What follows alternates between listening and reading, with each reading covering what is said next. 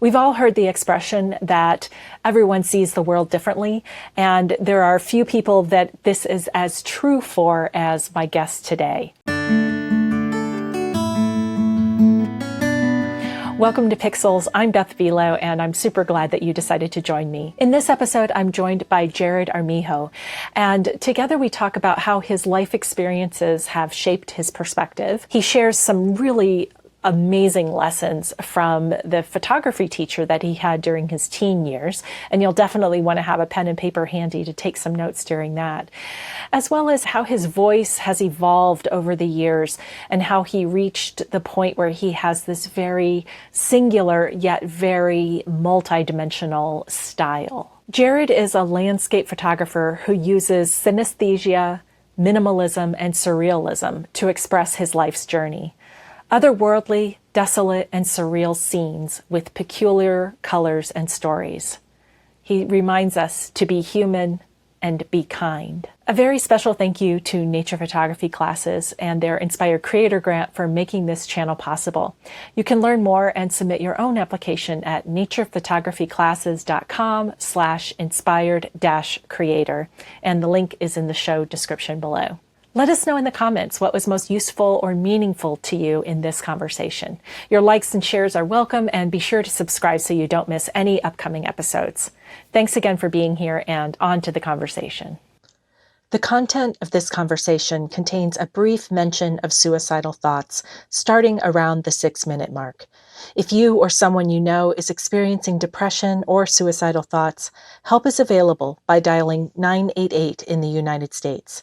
For a link to hotline services internationally, please see the show description. Well, hi, Jerad. Welcome to Pixels. I'm so glad to be chatting with you. Hey, how are you? Thank you for having me. I'm good. Yeah. I like to start my conversations with a new question, and that is, what's making you smile today? Today or just in general? It's your call. It's your call. I'll do both. In general, I love good food. So anytime I have good food, it always puts a smile on my face. I'm happy. Yeah. Today, I had a good workout. It's sunny. And, it's my day off, so I'm happy. Woohoo. Yeah. A day off is always a smile-inducing occasion. Yeah. Well, you said good food. So what have you had recently that's made you happy? As guilty as I felt, I visited my cousin in Denver, and I love sushi, like really good sushi. And this place is called Sushi Den in Denver. They get some of their sushi, there's some of their fish from like the Tokyo fish market. I hate that they fly it out because I'm like, oh my God, Yeah. But I tried, it was so good. And I was so happy because it did remind me of like living back in Japan. I was like, oh my God, I ate way too much. Yeah. I ordered way too much, spent too much. Well, I know what you mean about the flying it out. And I'm like, well, they would fly it out whether I ate it or not. I know, and that's what so somebody needs to eat it. Right, and I don't want it to go to waste. Exactly. And then I was like, why am I supporting this? But I was like, I know. but they're going to do it anyway, so it doesn't matter, I know. And so it was like one of those weird, I felt guilty eating it, but I was like, damn, this is good. Exactly. I know. Life is full of all of those conundrums, and we do the best we can, right? So, right. Well, I want to start out with asking about your social media and website handle, Away I Flew, because I've been very curious ever since I started following you about what's the story, what's the backstory of that? Away I Flew came from a time of tragedy for me in my life early on. So when I was 18, I started when I was 17, I think, more so with my family. I had a lot of family issues going on at the time, and it stacked up quite a bit all the way up to around when I was 22, and I was living in Florida at the time. So long story short, I'll try to keep it shorter. But I just had a lot of awful things happening all at the same time, like a lot. So at one point, it made me suicidal. At that point, I gave myself a time frame. I think it was July 16th or 26th, one of the two. I can't remember. But that's when I was going to do, kill myself if I don't have a fix to all these issues. Long story short, I did have a fix. I moved all the way to Mm-hmm. Oregon with my husband. So I got out of the state of, well, I got out of that state, Florida, which was part of the Right. problem in itself, in Georgia, Yeah. being gay, Spanish, and American. It didn't fly well in that area. Mm-hmm. And the bullying from even like, because I started my career early in the hospital at like 2021, even getting bullied by like older people than me, like 40, 50, 60 year olds in that career field. People were educated. And I was like, Yeah. You would not it's expect it. just, you wouldn't expect it, but that was a thing. So I just felt so out of place, and then moved to Oregon. Things started looking up. It was better in some senses. So then to kind of like honor me staying alive and not, killing myself, I thought of the name Away I Flew, Mm-hmm. because I wanted something kind of poetic, but short and kind of impactful. And it's easy to say. And it sounds very nice. So it's like Yeah. creating a negative situation and turning it into something Mm-hmm. positive. And that's where Away Flew came from. So it's kind of my artist name. So sometimes like when I apply to things, sometimes I just feel like putting Away Flew rather than my name. Vice Yeah. versa. Sometimes I use my name. It just depends on like what it is and how I'm doing, I guess. But either Yeah. way, I mean that's how I came up with the artist name Away Flew. Thank you for sharing that. So it's so like heart and soul centered, I know, I and know. it's both heart. So let me put it this way: it's like it's both heartbreaking and hopeful. And that ties So in with a lot of some of my work. It's like yeah. traversing through life, whether it be good or bad, and trying to Hmm. make something elegant at the end of it Yeah. to honor it in some sense and get through it as well. That's the goal of my work. And so Yeah. if that, I mean, that's just how I tell my story. Yeah. I really appreciate the honor it and move through it. Yeah. And that's the key, right? It's like life's going to Hmm. continue and Hmm. just keep walking, keep Yeah. flying. Yeah. I mean, Keep flying. And yeah, it is you what it can't is. sweep these things under the carpet, No. I mean, and And that this sounds like a is, very trivial metaphor compared to what you just shared that you were but experiencing, it's but true. It's true. you I'm know. all for that. It's like honor the Hmm. bad, honor the good, Hmm. honor the mundane, take it for what it is, and try to make it something pretty at the end. Yeah. So Yeah. whatever that means to you, make it something good. Yeah. So at the end, again, try to make something positive out of all the negative or the mundane or the boring, all that's, it's Hmm. just life. Just try to make something pretty after all that. Then this kind of flows into the next question that I'm curious about, which is you say in your artist statement or your about that my Mm. work is a visual diary of what it means to me to be human. And I just want to point out, just I love that you say to me to be human, because like we can't necessarily speak for what it means for somebody else to be human. Right, Um, exactly. and so, what does your visual diary say about your humanity and your journey? I've lived a lot. Mm-hmm. I know I'm only 33, but I feel like sometimes I'm just like, wow, I feel like I am 56 years old sometimes mentally, just Mm. because all the things that just happen in life, and like You've packed a it's lot just of kind of crazy. stuff. Yeah. And it's just like it's so much. But then I think about it at the end and I'm just like, damn, that's awesome. Like Yeah. I went through a lot of stuff in my life, whether it be like traveling around with my dad because of him being in the military, chaotic early 20s or late teens, to dealing with depression, to having a loving husband of like 18 years, to Amazing. it's just like I've lived a lot already, and I'm Mm-hmm. thankful for it. Like I'm like at the Yeah. end of the day, I'm just like, wow, That's pretty cool. Yeah. Like for me, I Yeah. don't know. Like whether it be good or bad, I just like I live life. I'm very content, even with the bad events in life. I'm very content with mine. And how do you see that showing up in the images that you create? And we can share some if you Oh, like. sure. I mean, it's a visual diary. So it's like I write Yeah. down these ideas or these life events. So number 8, it's called burnout, right?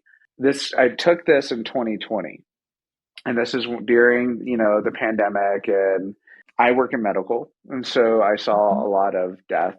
I saw a lot of I dealt with a lot of stresses that I thought I would never have to deal with in my life. And I know, like, I got into the medical field and, like, people have spoken about pandemics, but that was a thing in the past. It's not like I signed a paper saying, "Oh, I can't wait to work in a pandemic." Like, "Ooh, Exactly. I'm so stoked." Nope. Nobody signed Like, up for that. no one signed up for that, and no one knew that could, like, just never thought it could happen in today's time, right? Today's age and Yeah. time. It just took everyone by surprise. So Yeah. I do medical imaging, and so for this image, like, so that whole event, COVID 2020, it burnt everyone out in medical. Like, everyone hated their jobs, everyone hated everyone. It was just like a shit show in the Yeah. hospitals, and Yeah. I had to deal with it. And so I work in medical imaging. I do CAT scan and MRI. For me, I wrote down the idea of just being burnt out. For this image in particular, I painted it to look almost like a bone with very fleshy Hmm. tones, and the bone is breaking, letting out the blue of the bone. So it's burn out, so burning out blue. So it's like the marrow, the blue portion, that's what that Hmm. is. It used to be red and full of life, but as soon as this pandemic happened, Mm. it broke my bones and it let out blood, turning it blue rather than being nice and red and everything. I just felt blue because it just brought out the worst of humanity in so many Yeah. different Yeah. ways. That it did. Yeah. That it did. So it did. And so this is where I came up with burnout. So this is like an ode to that moment of just being burnt out in medical. It just being a terrible time. But I made Yeah. something pretty out of it. That Yeah. I This thought was again. pretty. Yeah. Well, this again goes, especially when you hear the story, you get that heartbreak and hope paradox or tension Right. in And there. I knew it's temporary, like even going through this is just temporary. This is just temporary, I hope. but, Yeah. Yeah. but, at that time, it was just a bad moment, it was just like this stressful, just working, with dying people. I worked at a cancer center as well. So it's just like cancer patients not coming in for their scans, not getting checked up. And then they finally come in and they're dying and Yeah. they're just too afraid to go into the hospital, just because Mm. of potentially getting COVID or getting sick and then dying anyway.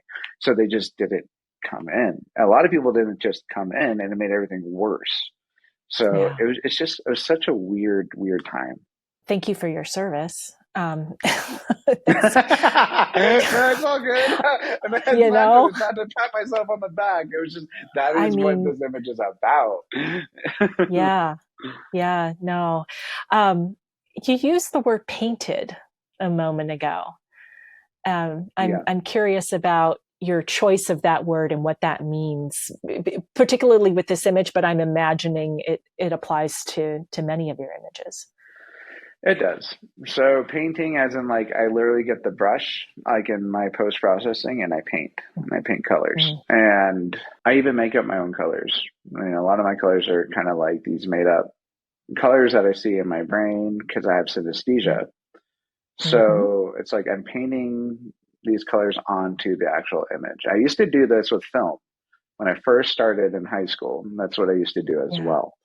I would paint colors onto my finished film, after I got them out of the water and everything, let them dry. I'd get special oils and I'd paint them to have color because Mm-hmm. they're all black and white. So I thought of that technique, and this is what I do with my work, but now digitally, Yeah. just because it's, Yeah. that's the medium I use now. So it's Yeah. just like, Yeah. gonna use it. Well, it sounds like you've been experimenting from the get-go. Oh yeah, um, oh absolutely. I was always experimenting. You know, I had an amazing photo teacher, Barbara Davis, and I'm still friends with her today. I'm yeah. so thankful for her because she got me into photography.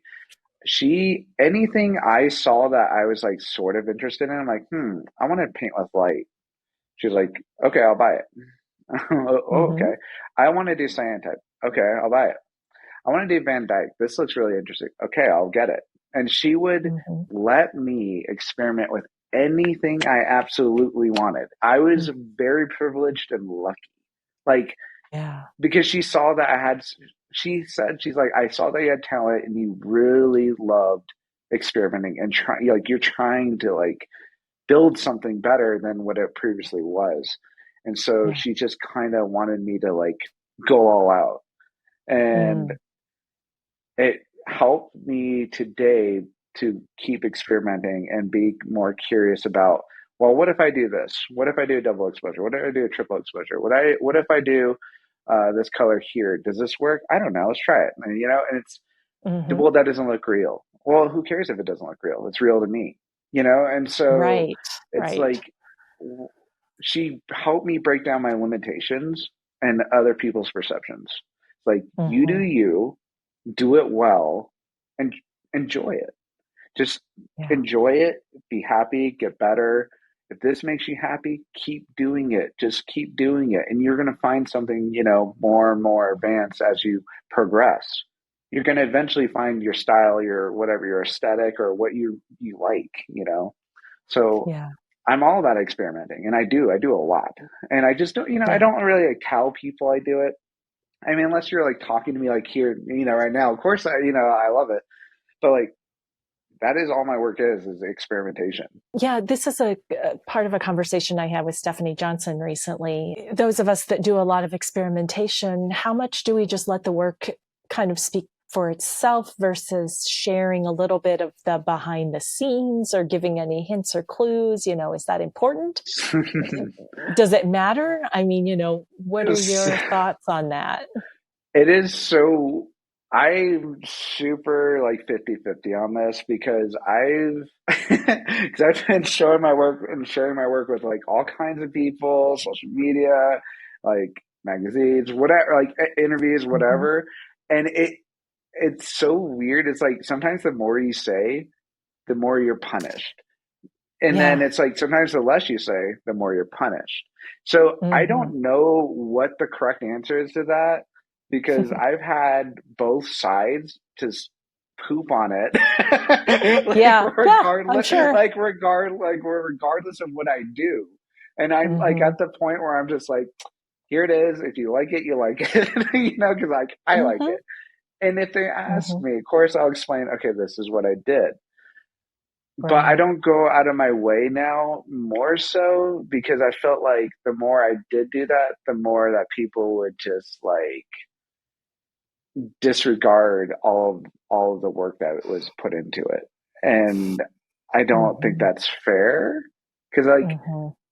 it's like I have, like, so many different processes that I experiment with, and I'm like, you don't understand. Like, I worked on that process for a while. Like, that took me years to do Right. and understand how to take the photograph to maneuver the light. That way I'm able to paint in the colors I want to paint in. Like, it's Hmm. not like I'm just going in Photoshop and just, like, coloring everything. I'm done. It's like, no, no, no, no, no, Right. no, no, no. I understand the shape of light, or, like, and light itself, Hmm. the Hmm. colors, and I know what colors and how everything will combine at the end. But, like, that was Yeah. a whole journey in itself. And so it's just so weird because some people, like, love to hear that stuff, and some people are like, if I hear that, I don't even like it. And it's like, Mm. I don't know what to say. Like, Yeah. that's why Yeah. it just kind of puts me in the middle of, like,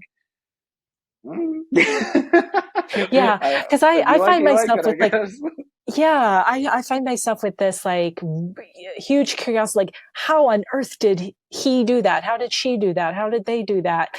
And I want to And see, ask, I do too. but And but then I'm like, is that why do I want to know? Like, what's my motivation for wanting to right. know?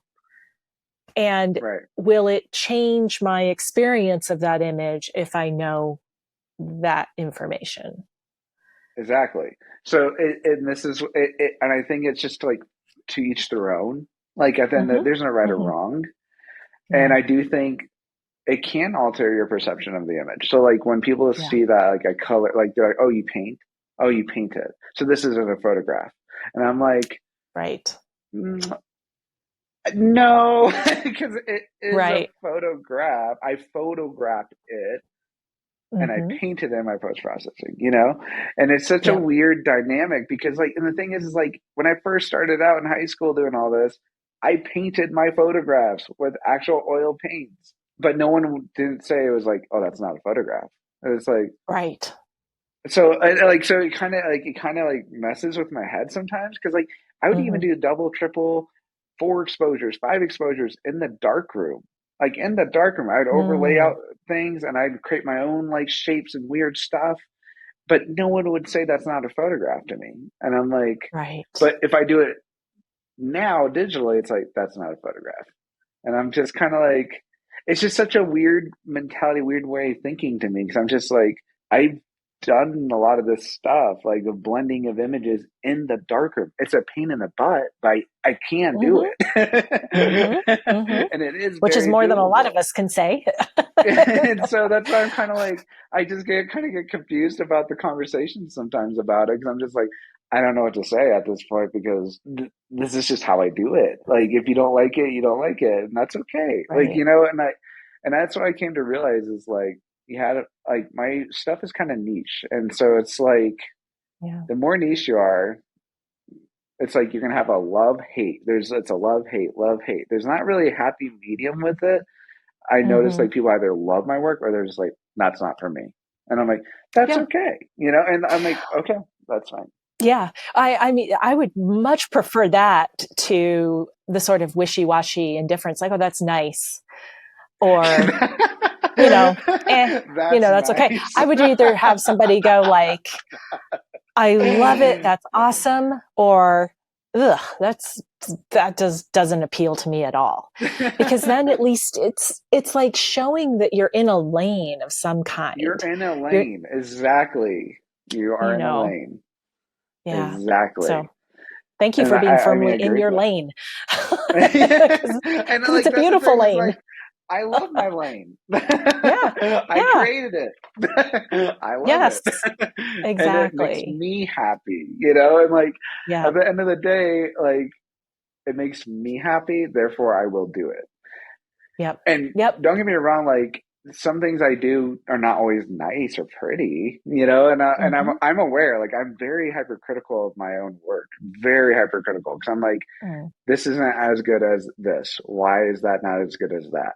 And then I'll reflect and like do the whole thing, like, okay, well, try again later, and just I'll Mm-hmm. put it in the back. I won't touch it for like months, maybe a year, or I just Yeah. might not touch it again, and try to learn from that mistake as well. Yeah. Yeah. And it's not a mistake if you learn from it. I'll just say. Exactly. Um,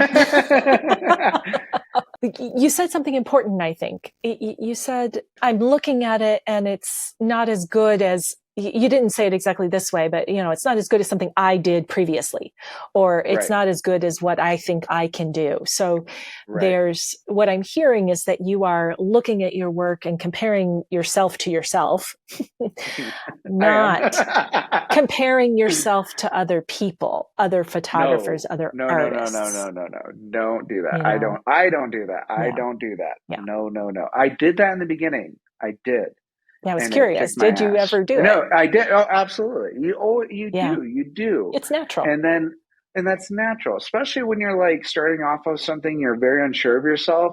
You're going to be like, Mm-hmm. oh, well, mine doesn't look like his or hers. Right.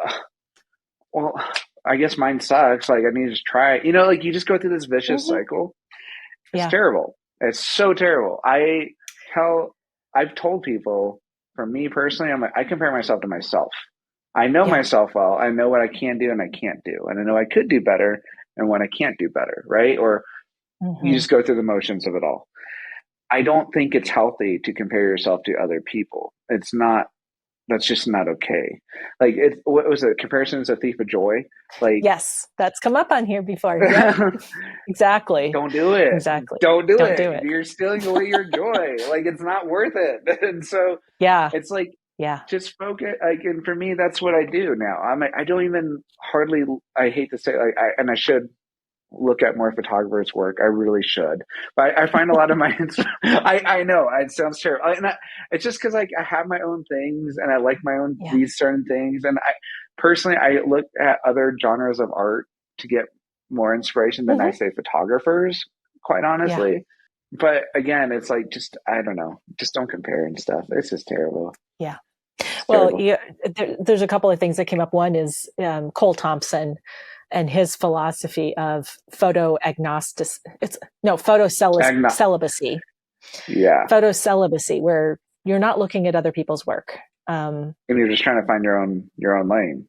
You're trying to find your own lane, and of course, and then you've got the flip side of folks that are like, look at as much photography as possible, And look at as much art as possible, and there's honestly, value, I you know, there's value in that too. Because and that's the thing is yeah. like, so I did the celibacy thing Hmm. years ago before like I started seeing the way I see. I was like, I'm on the verge of something for me. I don't know what Yeah. that means. I don't know what that is. I can tell I'm almost there, but I'm not there. Hmm. So I did practice celibacy there, photo celibacy, and I'm just like, I'm gonna do my own thing. Just stop, Yeah.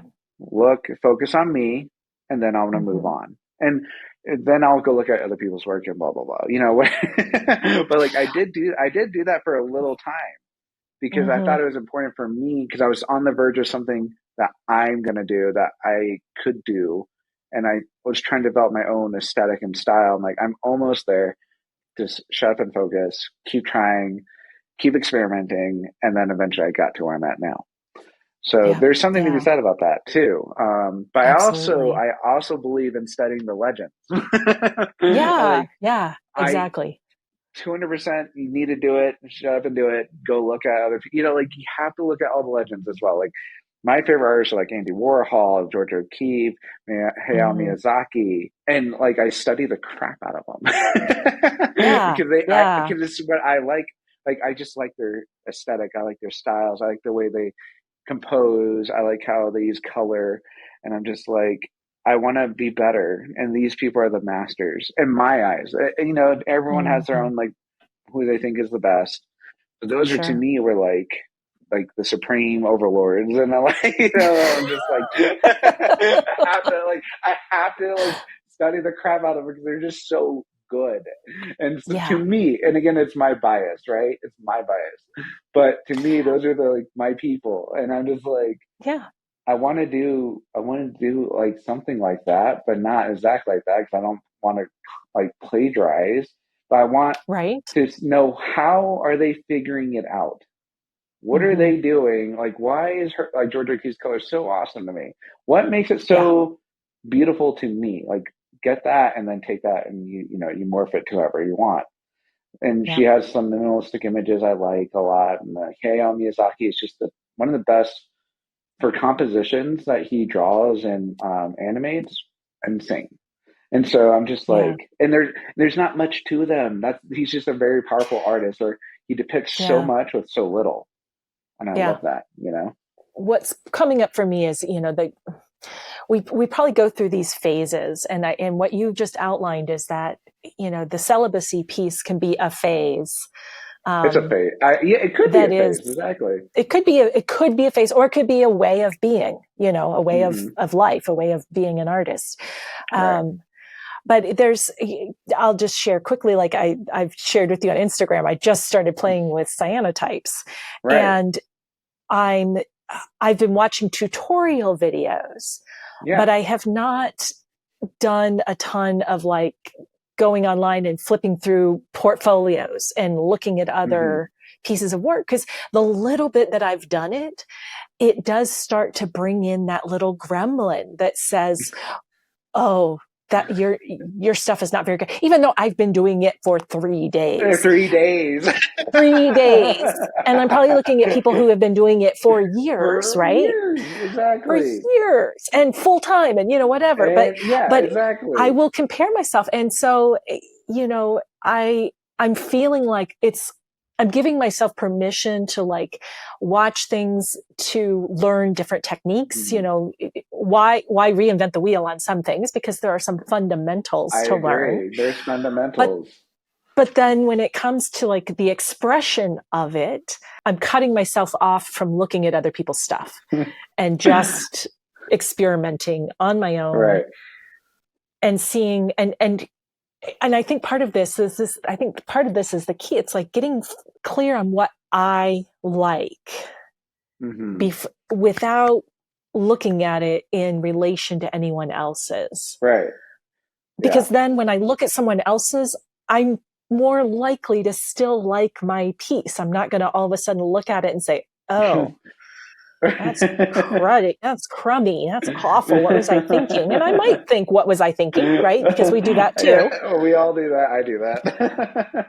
So it's a cool thing though. I think it's just to discover what you like. And one of the exercises I was taught by my photo teacher is like, at the end of the year, of that school year, when I was doing photo with her, she was like, we're going to lay out all your photos, your favorite, your best ones, whatever you want to call it. She's like, I don't care. No judgment. We'll pick it out, throw it on we have these giant tables, like long tables. So and I had like 20 photographs or something, all lined up. And she's like, okay, we're going to go through them quickly. And then we're going to go back again, slowly. Quickly, why do you like it? Quickly, why do you like it? Quickly, and she would write it down. And then she's like, okay, now slowly, why do you think this is a good image? Then the next one, why do you think this is a good image? Why, and continue until we're done. And so at the end, she's like, these are the things I notice about you and your eye. A, B, C, D. And she's like, you like not a lot of things in your image. Okay. You like darker things, as in like spooky. I used to like spooky. I still like spooky stuff, but like a lot of weird, like spooky stuff, because I photographed that when I was in high school more so. You like a lot of spooky stuff. You have a lot to say. She said, a lot to say. That's a wonderful piece of feedback. She's like, you have a lot to say. She's like, it's a good thing. And 4, she's like, it's very creative. You're very, and she's like, you notice shapes. And I was like, okay. I took all that information and then I started like forming and, like thinking about it more. I'm like, these are the things I like. So when I'm looking at something, I'm going to try to find these things. Spooky, I don't know how I'm going to find it. I'm going to, like whatever. I'm like, I'm going to try to get it. Shapes. You like shapes. I'm going to try to find a lot of shapes. You like, minimalistic things. Okay, I'm going to find a lot of like these like minimal looking things. And that's how I started like develop my own style as well, because I went back through all my work and I was like, stop. You have not done this in a long time. Lay out all your work. Pull out what you see now. So that's what I did then. And that's how I got my aesthetic. It's like, I went through my old work and I'm like, what are my favorite pieces? Why are they my favorite pieces? What can you pull from this to make it evolve and do better and make it your own? And that's just how I kept doing it over and over and over until I'm at this point now where I'm like, I know what I like. This is what I like. This is what I'm going to do. Like it's a difference. Whereas like, I know me now and I didn't know me back then. It's like, I'm going through the cycles. There's parts of me everywhere, but I need to form that into one solid piece. And that's where I'm at now for me personally. Yeah. And that's that visual diary and showing it's the visual diary. what you are, what it means for you to be a human being. So I wanted to pull open this first photograph that you shared. Yeah. What can you tell us about this? So that's my first photograph, like one of my first.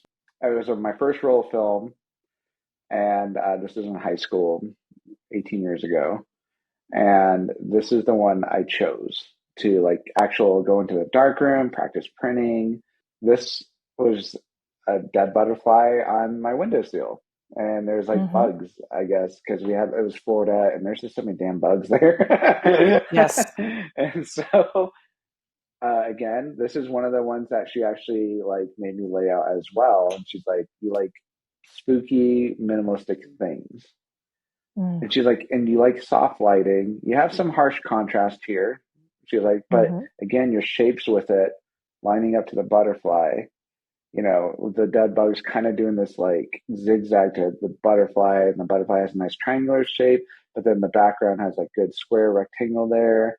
She's like, this really works well. So you need to focus on these key elements for your future photographs that you do. Just keep it in Mm-hmm. mind. Put it in the back of your mind. Think about it once in a while and just notice what you like, because that's when you develop your style. And so Yeah. I was just like, okay. Yeah. So And so what do you see in this were the seeds of where you are today? I'll say the shapes for this.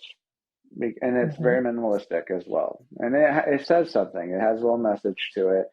Like, I don't know. I think back then, I can't remember what the hell I was thinking about. I was like, oh, this is kind of dreary, sad, but kind of elegant. Like, this thing Mm-hmm. is dead, but like, it's still pretty. Yeah. And you can get something pretty out of death. I think that's what I was thinking when I Mm. was 15 years old. Yeah. Profound thoughts. I was a weirdo. I was an artsy, nerdy guy. Artsy. Okay, Yeah. like I mean, and the thing, I had a great high school experience. Everyone loved me. Like I had a great time. But I also was like my own person. Like I thought of these Sure. things, and these were the topics in my mind back then. Yeah. And I was like, oh wow, I really like this for what it is. What I take from it, it's like it has a message. It has Mm-hmm. great shapes. The Mm-hmm. composition is pretty good with little in it. And so kind of like what I have nowadays with my current work, same kind of like seeds, throughout, Yep. Yeah, definitely. but just colorful. Yeah. Yeah. One thing I noticed when I was like, this is iridescent. This is just so Yes. beautiful. But, you have this, there's a surrealness to your images, but it's like if I were to tap into my imagination, I could almost imagine myself in the scene, even though there's something very otherworldly about it. And I'm guessing that this is partly due to your chromesthesia. Yes. Did I say that right? You did. Chromesthesia? Oh, I just say awesome. Awesome. synesthesia for people, just so because like when I told people chromesthesia, they're like, what's that? But when I say synesthesia, more people have recognized it. And so they don't Oh, know, they interesting. just know it's like a, neurological condition, but then they're like, Mm-hmm. oh, I know what synesthesia is. So, Okay. but chromesthesia is what I do have, yes. Yeah. Yeah. And it's so funny. I've seen this image like multiple times, and this is the first time I've noticed there's a person there. Holy Yes. moly. Oh my Yeah. gosh. Wow. It's a single Okay. exposure photo. Phew. That's unbelievable. So how does that chromesthesia interact with and inform you as a photographer and an artist? Well, because I tapped into it when I was younger, some, but like now I'm like obviously really tapped into it. Yeah. um, Yeah. so for me, like with that kind of piece, it's like I listen to a lot of music, a lot of albums. Like one of my hobbies is collecting albums, vinyls. I also listen to a lot of music, all kinds of music. I'm not like stuck on one genre. So I listen Mm-hmm. to everything because each piece shows me potentially something new and different that I never thought of, color wise, Mm-hmm. shape wise, Mm-hmm. combination wise. And now, like, I have like a playlist essentially of like music I want to make art to eventually, Nice. or that Yeah. I've already Yeah. used it. It's just one of those. Now I'll keep adding to it. When I hear a song, like whatever song, I'll just add to it and go on. I'll listen to it, and I'm like, okay, okay. Then I keep that in the back of my mind, and then I go out to nature and I like try to find these shapes or colors that sort of kind of mimic that what I saw from the song, and then Mm-hmm. combine that with like the meaning behind the piece. Like, does it make sense with this? Oh, it doesn't. So I can't use this song right now. Back burner. I will use it Mm-hmm. eventually. I don't know when it can be Mm-hmm. used from now, but this is going to be used. Don't know when because it just doesn't work right now in this scene. So in Yeah. some sense, like the synesthesia helps me like visualize scenes a lot better in terms of shape and color because it's throwing out constant shapes and color when I turn on music. So I'm like looking around and I'm just like seeing all this stuff and I'm like, that works or that doesn't work. And or I'll flip the Mm-hmm. song sometimes. I'm like, no, no, no. Okay, this one might actually fit okay. And then just listen and then go from there. Listen to all the music again in post processing a Yeah. lot Yeah. to get the Yeah. I'm color sure. And get the color. and just Do get the the colors stay little. consistent? Yes. If it's with that same song, yes. So like every Yes. song has its own like color combinations and shapes. So like Okay. this sometimes like now if I hear a song, the first like 1 to 2 seconds, if I hear the sound, I'm like, oh, that's blah blah blah by blah blah blah. And it's just Mm-hmm. because like the shape or the color that I would see, I'm like, oh, that's that. Interesting. So Yeah. that's what makes the imprint kind of Yes. very interesting. You said you listen to all genres. Have you found one in particular that you've been most productive with? Receptive. I'm not sure if that's the Sure. right word, No, but that is. I would say pop. Believe it or not, pop. Pop is okay. So people like Billie Eilish, Lord, mhm, Charlie. I just listened to Charlie XCX. She just released an album called Brat, and but mhm, her sounds are very like. It's just because they use a lot of digital manipulation as well on top of like yeah, sometimes real sounds. But pop mhm, is where they get super creative. Some of these people and they layer this music and I'm like, and I'm noticing all the sounds. And when you play the sounds together, it creates something new as well. So yeah, I value the creativity that current pop has. And it might not be that mhm, all the time. Maybe in 10 years, it's like it's a rock thing. Everyone's doing rock and they're doing crazy things with rock music, different sounds. But for right now, the most creative people in my eyes, like in terms of like colors and shapes that I see that are just so wildly different and so them is pop mhm. and Wow, especially pop females right now. I don't know what they're yeah. doing, but they're kicking ass. They need to keep like, going, keep going. but they are Yeah, they are murdering the scene right now, and I'm just like, how did you think of that? Like, oh my god! Like, yeah. I was just listening to Billie Eilish's new album, and like Chihiro, I used one of those. Actually, I used one of the photos I have sent you to show here. And I used that song for, and I was just like, this is so complex. Like if you break it down, the tones of each sound and how she used them, what she did with her voice. So she uses like her and her brother used a lot of this like synth in it as well, but on top of her altering her voice with her own sound and then altering it again digitally and then Mhm, adding these other sounds on top of that to create a great layer. And it created this weird contrast of just like different colors of like yellows and blues I got from here, some oranges to like a light yellow. I was just like, dude, this is wow, wild. Like, especially with the synth that they did at the end, it created like for me, it created all these like waves of shapes. And I was like, when mm, I saw this and I photographed, I was like, oh my God, like that's so Chihiro in terms of like how the lines were at the sand. And I was just like, mhm, oh my god, this is gonna look weird and cool, like it's gonna be so separate put together. And that's that whole song. Funny enough, her album is about going like really hard and then going really soft. And so like it was yeah, such a crazy dichotomy. And yep, that's what I got out of this photo is like, and it's called dichotomy because it's like the sky is like it's one piece, the ground is mhm, its own piece, but you can combine together and then you can look at it again. You're like, oh, this they mesh, but they don't mesh, and it's like this yeah, crazy dichotomy of the two.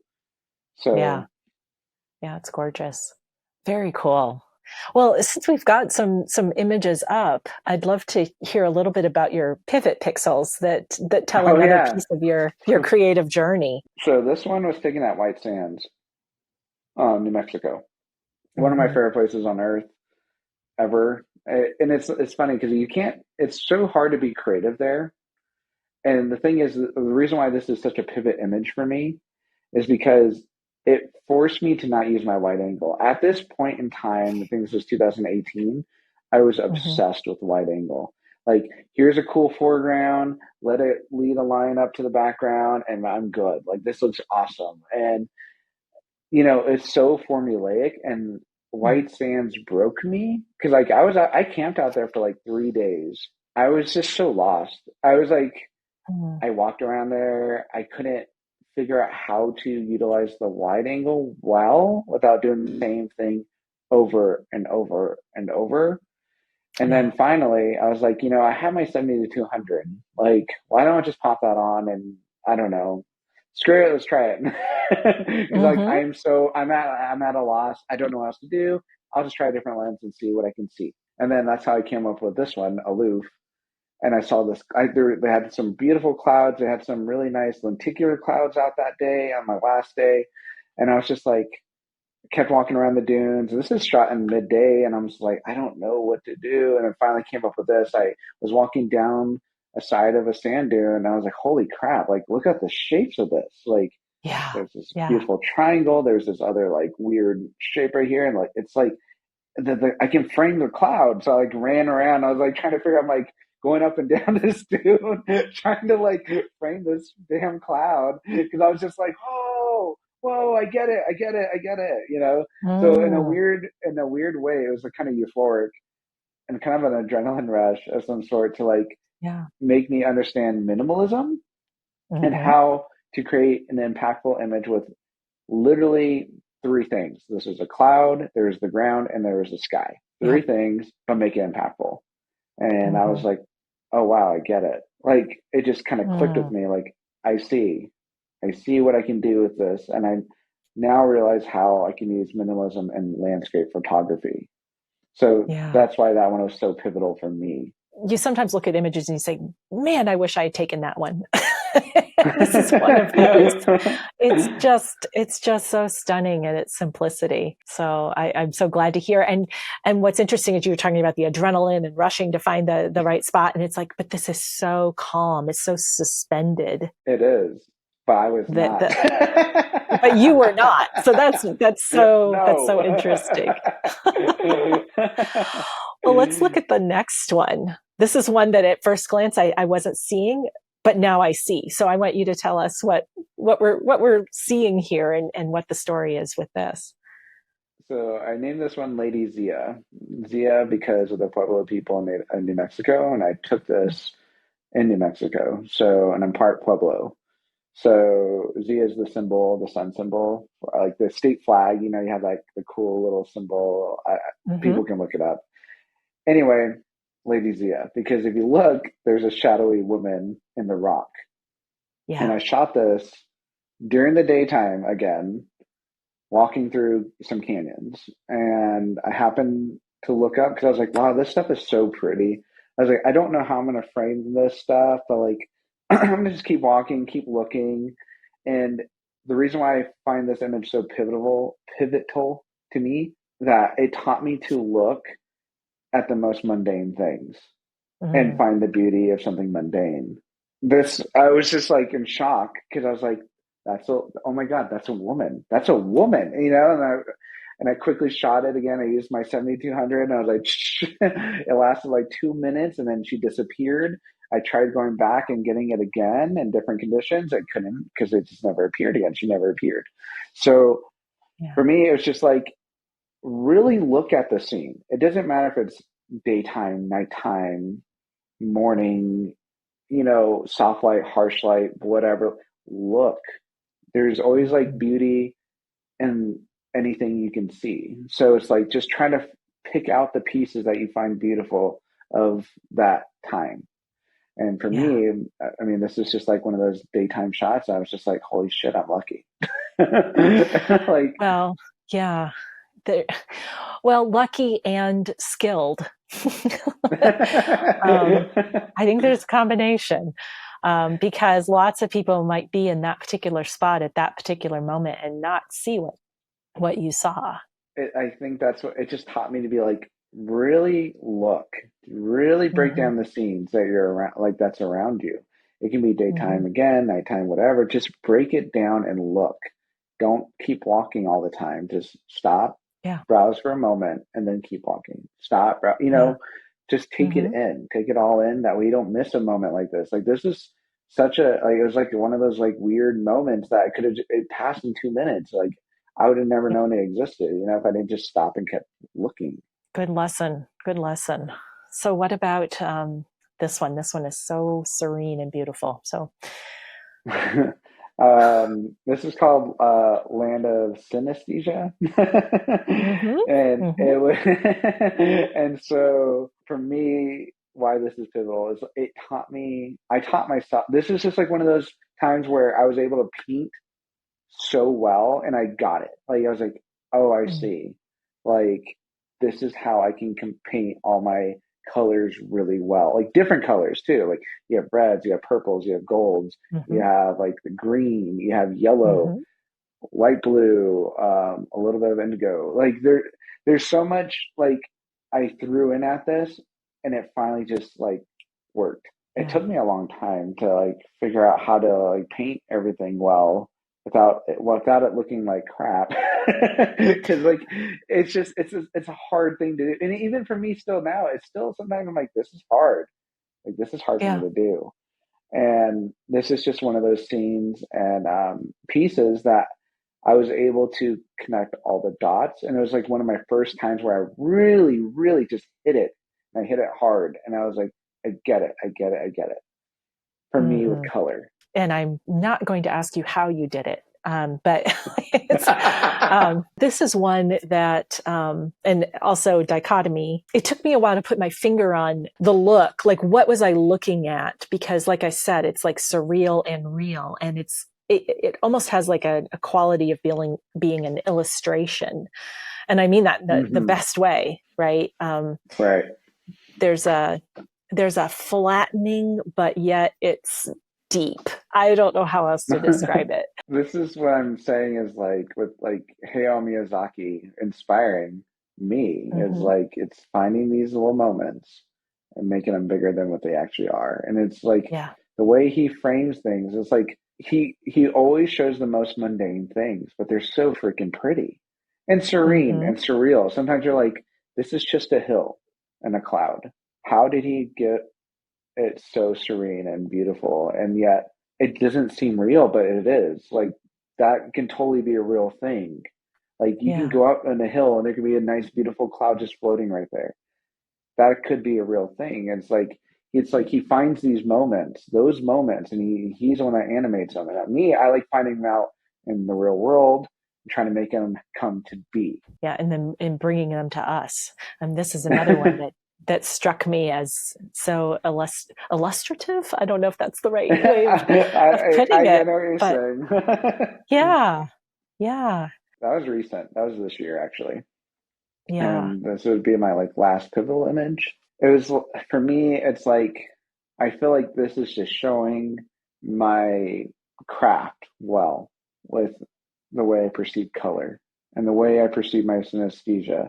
Like I'm doing my synesthesia justice. Like Yeah. Yeah. this says what my synesthesia is.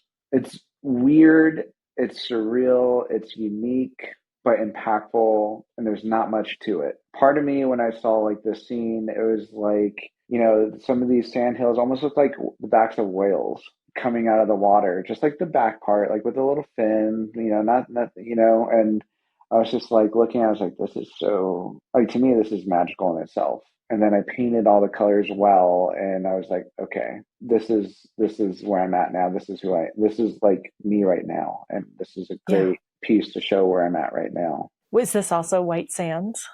Oh, this is Death Valley. This is Death Valley. Okay. Yeah, it Hmm. was during a sandstorm. It was we we had a massive sandstorm. Every time I go to Death Valley, I get the best sandstorms. I'm not even lying to you. I'm like, and it's so weird. Like you can even ask Tara. Like I don't know what it is about bringing me to like the desert So or we need to something. go with you if we want wins. Yes, yes, because like we had like 2 days of like wind, like sandstorms. Then we had snow. Then we had rain. It was Oh it was gosh. weird. I was just like, what the hell? Yeah, I think I've heard about this on Instagram. Like I've seen various people posting and talking about the wind and the snow and the craziness. It was chaotic. I was like, oh, I love Yeah, it. yeah. And it probably breathes new life into a place that's It familiar. does. It does. And that's the thing, is like it made it unfamiliar again. This is why I love Hmm. shooting like the desert. It's like there's so many like ways for the desert to be perceived based on Yeah. windstorms, smoke, clouds, all Hmm. that. And that's what I love about it. And oops, I didn't mean to fast forward to No, the you're next one, cool. but since I have, I just absolutely adore this one. Is this one also a pivot, or is it It's not. illustrative of something else? It's just is. I just wanted to showcase it, but it's not a pivot image. I mean, I thought about it being pivot because like this is a great for me. I use two songs. So the Hmm. backstory of this, Oh. I went to Florence and the Machine, the concert in Denver in October, like 3 years ago. And the whole idea when I was there, because I'm always in the front, I'm always dancing my ass off when I go to concert. I'm enjoying it. I'm loving Yeah. it. And Yeah. so I'm always at the front. So when I went there, I was like, I'm going to use two songs from this concert that I am witnessing right now that I Hmm. had the most impact on me emotionally. Like where I was just like Mm. either happy, sad, it didn't matter. What two songs is she about to sing and bellow out that's going to impact me the most in this moment?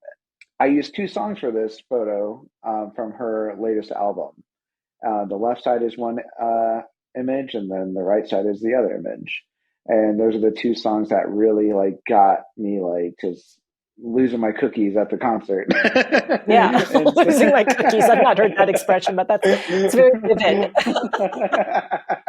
It's great. yeah, so I lost my cookies at the concert from those two songs, and I wanted to make a piece of art with them. And Yeah. so again, this is Death Valley, and so like the right side, it was like this intense dancey song, and then the left side, it was more of like a dancey song, but cooler tone song. Like it wasn't Hmm. as like happy. It was a sadder, saddy. It was a sad Sadie. poppy song, saddy song. They got the Uh-huh. case of the saddy, and so. And so that is what I wanted, I was like, oh, Yeah. I wonder if I can mesh these two, one sad song and one happy song, and then can it work? Can I make this work? Hmm. And that's how I came up with this color concept and shape Yeah. concept as well. It's like, because if you Yeah. look there, it's like different shapes on both sides, but they're also the similar shapes. Like it's just like Yes. the inside of those shapes are different. It's just kind of Yeah. showcasing like how many shapes you can fit into like the same shape. And the other side is Hmm. like, I only have two. The other side is like I have four. And that's just Hmm. kind of like showing like how the synesthesia plays out.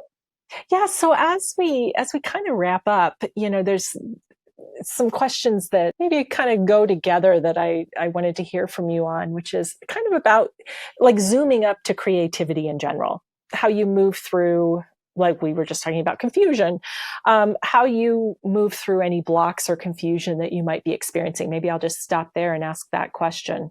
Maybe this is just me. I don't call them blocks. I don't do that. Mm-hmm. Because then I Mm-hmm. feel like it gives a negative connotation of something, like it makes you feel guilty and bad. And like I used to do that Mm-hmm. quite a bit. And I'm like, I haven't done it. I haven't produced something. I haven't created a piece in like a month. Like, oh my God, what the hell are you doing? Like, what Yeah. is this block? And it's like, no, it's not a Mm-hmm. block. It's just your living life. Now, how I'm making art is very slow. I am slow and I appreciate it and I love it. And it's more of like I'm taking my time, I'm living life, I'm getting inspirations from here and there. And when it's ebb and flow, like when I feel like it's gonna happen, it's gonna happen. I'm not gonna Mm-hmm. sit here and fight and sit here and like force myself like I used to Yeah. do it, because I don't think it was healthy. I don't think that was healthy for me and my mental well being. Because now the pieces that I create, when I do create, they're impactful. Like everything I Mm-hmm. created this year, I'm like, I freaking love it. Like, I was like, these are Mm-hmm. awesome pieces that I'm proud of. I'm not going to sit here and call it a roadblock and whatever you want to call it, because I don't think that's it. Not for me anyway. I don't think I have that problem. I'm a very creative person naturally, always have Mm-hmm. been. Mm-hmm. That's not a thing. For me, it's Yeah. just, I'm going to let it ebb and flow, and I'm going to ride the Yeah. wave. I'm not going to Yeah. fight the wave. I'm just going to ride the wave. Yeah. Like being just with what is. And what And is what is. yeah. And that's how I living my life. And this is how I'm just gonna be. I have Yeah. more pleasure by doing this. I have more happiness by doing this. I don't want to fight. I don't want to fight. I don't want to argue with myself. I don't want to fight myself. Yeah. I don't want Yeah. to think negatively about myself when I'm doing good. I'm doing well. I know I'm doing well. So okay, you take a little break. Good for you. Mm-hmm. Enjoy your break. Mm-hmm. Go learn Yeah. something new, you know? Don't feel guilty Like, about it. yeah. Don't And feel so, and stuck. like, and that's what I'm saying is like, and I used to be super guilty about it, but this year and last year, I've been working really hard. I'm like, no, just Mm-hmm. be and just do. It'll come back. There's no, you already have it. You already have it. There's no coming back. You have it. Just wait. Right. Just wait and just Yeah. enjoy. And then more, inspiration comes through and you're good. You're good. Mm-hmm. So, because I used to be like a machine where I'd like force myself to like, okay, I gotta do this, gotta make this, gotta make this, throw this out there, throw this out there, throw out there, and it made me so unhappy. And I was just like, but I'm getting better. It's like Mm-hmm. you're already at your like you're at that good point. So stop like forcing yourself to do. Why are you forcing yourself? Just be and just Yeah. enjoy and just get back to enjoy making art for what it is and what makes you Yeah. happy. Yeah. That's where I'm at. Beautiful. You're highlighting for me as I'm reflecting on what I was sharing about 3 days into my cyanotype, and I thought, I'm frantic. I'm frantic. I'm like, make more, make more, make more, because it's fun, right? But it is And fun though. That's the thing. It is fun. fun. And there's so much to be gained by slowing down, There's so letting go of much. the frantic, must cyanotype all the things, you know, just stop the madness. Yeah. So thank you for offering that, because that's such a you've said it in a very straightforward and simple way to just ebb and flow, go with the flow. Just go with it. And I mean, Yeah. it's much easier. It is. Like don't beat yourself up and don't make it harder on yourself than it already is. Because it already is. Life is hard as it is. Stop. Life is hard as it is. Like Exactly. Exactly. I feel like I So don't need all that's this other. yeah, well, that's actually the way I'd love to close this conversation. Is I wanted to go back to something that's on your about page, because you said being difficult is human. Being human is difficult. I prefer Being the difficult other way. is No, I was human. kidding. Yeah. Let's think about that. That's more my style. There you go. You say, it is through hardships that I feel we as humans are able to connect. Through my portfolio, I hope to express life's difficulties in an elegant way, which will help to bring us together rather than driving us apart. And, as we're having this conversation here in the last day of July of 2024, there's so much talk about how divided we are these days. Yet we know at our core, we've got more in common than we think, right? We do. So how do you feel like your art and maybe art in general can bring us together? I believe in vulnerability, and Mm-hmm. vulnerability brings people together because people can relate and see that you're like, okay, this person went through something hard. I also have been through that, or maybe I know someone who has gone through that. And it's like, then they can relate to you. And it's like they get past the barriers of like, whether if you're gay, Spanish, white, black, whatever. It's like, oh no, they're upset. Like this vulnerable, they're showing their vulnerability. I think it kind of like gets rid of those barriers. And so I try to be as open as I can, through like my poetry with my work to talking to you, like I think Mm-hmm. it's important because then you can relate to me, I can relate to you. And I'm being honest. When you're being vulnerable, Mm-hmm. you're being honest. Yeah. And I think when people see honesty and authenticity, it's easier to relate to you and to like you, or maybe not like you. Who knows? But Mm-hmm. the point Mm-hmm. being is they still are listening to you at that moment. They don't care about any of the other stuff behind the scenes. Just like that moment is what they care about, because you're being vulnerable to them. So in some ways, that's how I hope my work and me speaking about it does bring people together. It's like, just get rid of the barriers and just talk. Just talk. Yeah. You know? Yeah. Well, thank you for talking to me and talking to us and being vulnerable and sharing, from the heart. So if folks want to connect with you, what's the best way? You can Instagram, email, Twitter, Reddit, whatever. All the things. All the things. And I always respond. Like, even if I don't know you, I always respond to messages or emails or whatever. Yeah. Well, I'm so glad that we made this connection, and I hope we have another conversation in the future and follow up to see what's going on and how things have continued to evolve. So thank you so much, Jerad. I've really appreciated it. Oh, it's been fun. Thank you for having me. I've honestly had a lot of fun. I hope you enjoyed the conversation. Let us know in the comments what was most useful or meaningful to you, and be sure to subscribe so that you're notified of future episodes. This channel is made possible in part by nature photography classes and their Inspired Creator Grant. You can learn more or submit your own application at naturephotographyclasses.com/inspiredcreator. Thank you again so much for joining us, and we look forward to seeing you next time.